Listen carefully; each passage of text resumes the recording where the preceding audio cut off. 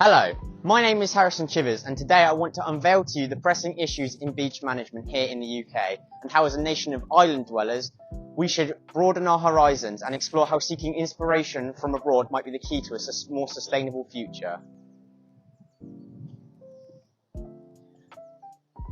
My hope today is that this short film will captivate you enough to question what I have to say and maybe take action within your own community, to not only embrace change, but to become more aware of the situation that we're destined for.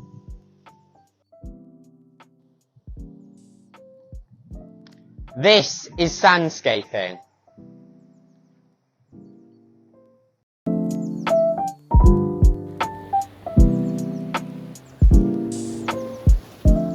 Today our journey begins here at Highcliffe, a place that in my opinion perfectly illustrates why our approach to beach management needs a transformation. Highcliffe is a seaside town on the coast of England in the county of Hampshire and has many coastal issues, as you can see before you. One of the issues that arises here at Highcliffe is the rotational slumping. This is because Highcliffe's beach is very exposed to the sea, and this results in a large amount of spray and debris being thrown against the cliff face, eroding the face in a process known as abrasion. This natural process is extremely dangerous along the stretch of cliff face, as not only does it damage the pathways that tourists and locals use, making them more dangerous and susceptible to injury, it also retreats the cliffs further and further backwards, meaning that less space is left between the valuable assets that are people's homes and livelihoods. If this issue is left to persist in the long term, these properties that people live in will mean that they are unable to get mortgages and insurance, and mean that these assets are left stranded and people can't sell their homes.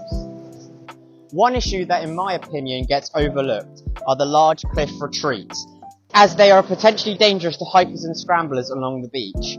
Due to the lack of signs and tourists exploring nature, they often get climbed upon without second thought. These retreats can cause large quicksand pits to form. These extremely dangerous as they are practically invisible to the naked eye and can easily get an unwitting person stuck and injured. This, as a result, meant that the local council has implemented a large amount of hard engineering strategies. This includes large corrugated iron sheets to slow the rate of slumping and mud flows, an excessive rock armour scheme on the east side of the beach to protect the pipe running through the bunny. In my opinion, it has made the beach unusable and not a place that tourists would want to visit. This therefore degrades the quality of the beach and deters people from visiting the area, having the opposite effect of what undoubtedly the council wants. In addition to this, the hard engineering at Highcliffe has created a plethora of issues involving the natural environment. For example, they often interfere with natural processes such as habitat migration, causing the impairment of intertidal habitats. As it happens, a similar issue occurred several years ago in Norfolk, within the small seaside town of Bacton.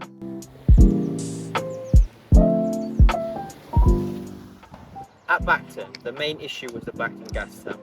This gas terminal is an extremely important asset to the UK, as it supplies approximately a third of the UK's gas demand. The issue was that the beach around the terminal had eroded and the terminal was only 15 metres away from the sea. The question was then raised around what should we do to protect the terminal now and into the future. Hard engineering strategies have already been implemented over the years, such as groins to try and stop the longshore drift from moving the sediment along the beach and further exposing the terminal.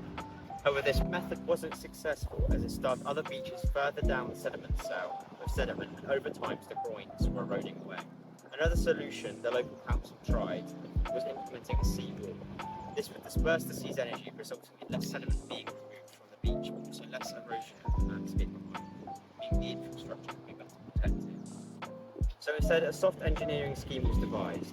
The Norfolk County Council, working with the Crown Estate and Shell, patented the term Sandscaping for their new project. This scale of a project required a large amount of materials, labour, and the costs were extremely much higher than any other beach nourishment scheme found anywhere in the UK. The process involved in this Sandscaping project was sailing out into the North Sea and pumping 1.8 million metres cubed of sand back from the seabed and feeding it through a pipeline all the way back to the beach at Bacton. The simple yet ingenious approach has protected a nationally important coastline, 300 homes from erosion, and many more from flooding. However, this wasn't the first place to use this method, as the whole idea of sandscaping was inspired by the Dutch sand motor. This project followed the same principle, aimed at creating an artificial beach by dredging in the North Sea and distributing the sand over the coastline. We're making use of natural processes to mitigate the impact of storm surges and coastal flooding on the low-lying areas of the Danish coast. The innovation equates to the amount of regular sand nourishment in the region for 20 years. This implies that, except for possible exceptional situations such as huge storm surges or weak, frequent weather patterns, no additional nourishment will be needed. The main aims of the sand motor was the preservation of the coastline and protection against flooding. The sand motor also has a secondary purpose to create temporary space for leisure activities such as dog walking, swimming, and many other water-based activities. This therefore not only acts as a key piece of coastal protection, but also as a tourist trap, meaning that small local businesses can set up, enabling the area to initiate cash flow and create a positive economic growth, eventually leading to a better quality of life for the local people.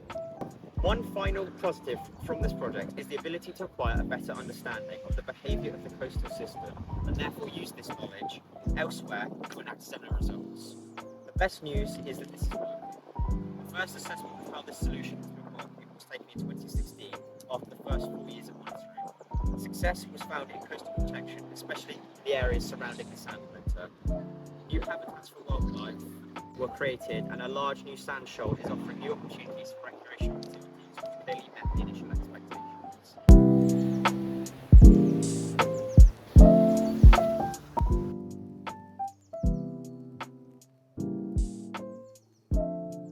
As we conclude, it's clear to me that the underlying message of this documentary, and indeed the project as a whole, is about stewardship.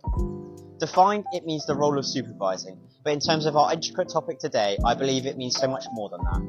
Stewardship is about taking responsibility, having the ability to stand up for something that you believe in, and not being afraid to share these opinions in the face of adversity.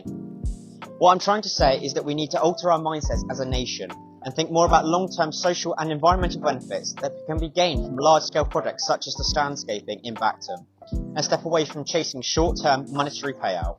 Now, some may argue that we have already realised this as we have successfully implemented a long-term project at Bacton. However, in the reality, the project at the Bacton gas terminal relied heavily on contribution from Shell, and without the monetary motivation, the project probably would have never gone ahead. So, to embark on large-scale projects such as Sandscaping again, we must steer our focus away from the short-term financial gains, and instead embrace the ethos of long-term stewardship. By magpieing the wisdom and community-led mindset from foreign shores, such as the Netherlands, I hope we can find further inspiration to create natural defences that not only protect us, but also create flourishing environments for generations to come.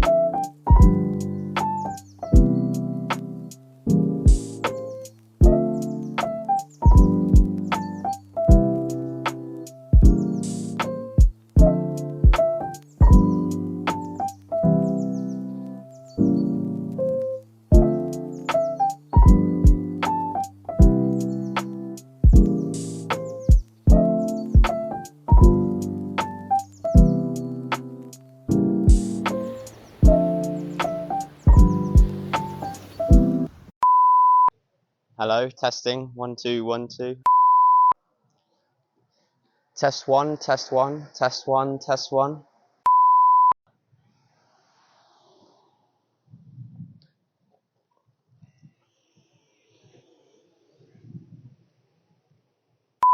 See, this results in a large.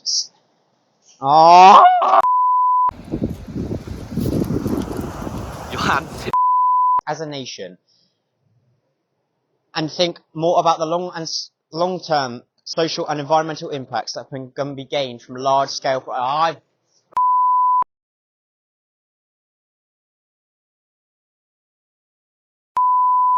However, this method wasn't successful, as it started other beaches down the sediment cell.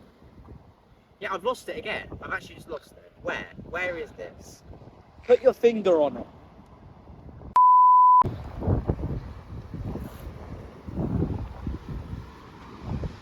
Right, one more time.